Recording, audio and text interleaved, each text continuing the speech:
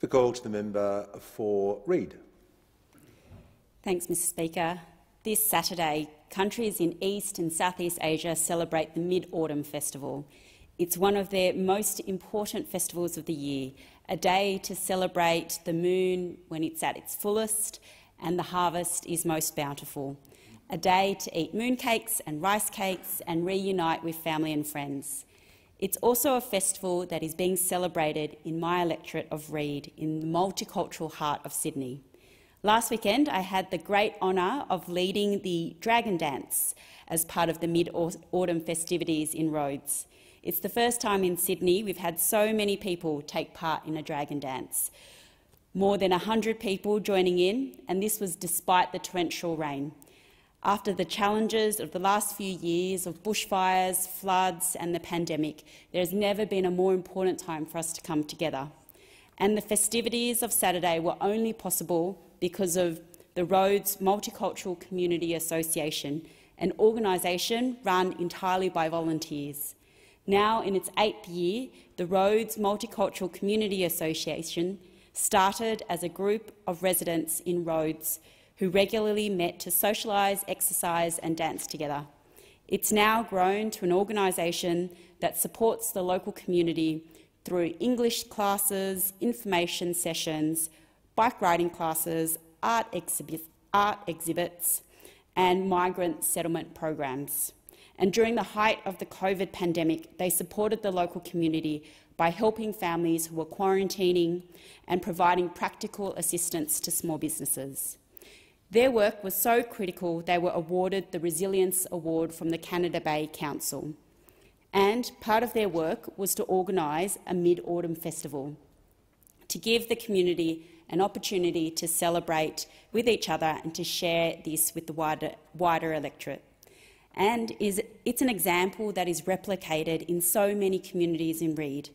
This Saturday, I'll be celebrating the Mid-Autumn Festival at another event, this time organised by the Australian Korean Association of Sydney, also a volunteer-run organisation that has done a fantastic job to celebrate Korean culture in Australia. It was established in 1968 and has been providing support to the community ever since. To me, these two organisations demonstrate the importance of multiculturalism in Australia. Migrants bring the wonderful traditions of their homelands to Australia, and we are enriched by it.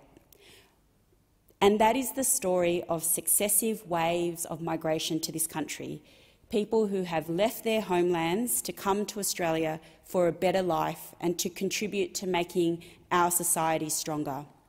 Since Australia first established a federal department dedicated to immigration in 1945, more than 7 million permanent migrants have settled in Australia. More than 7 million people from around the world have laid down roots here. They've built a life, contributed to the economy and strengthened the bonds of our community. And they have made Australia one of the most linguistically, culturally and religiously diverse countries in the world. While our migration system has contributed to Australia's success story, in more recent years the emphasis has shifted away from permanent migration and towards temporary migration. I don't think we've gotten the balance right. Temporary migrants are not able to plan for their future here. Their life is precarious. It's harder for them to become embedded in our community because they face the uncertainty of having to pack up and leave. They are more vulnerable to workplace exploitation from unscrupulous employers. And yet, we know they are contributing and important members of our community, often working in areas of chronic skill shortage, including aged care, childcare and nursing. I welcome the Albanese Labor government's recent announcement to increase the permanent skilled migration cap by 35,000 places to 195,000 for this financial year.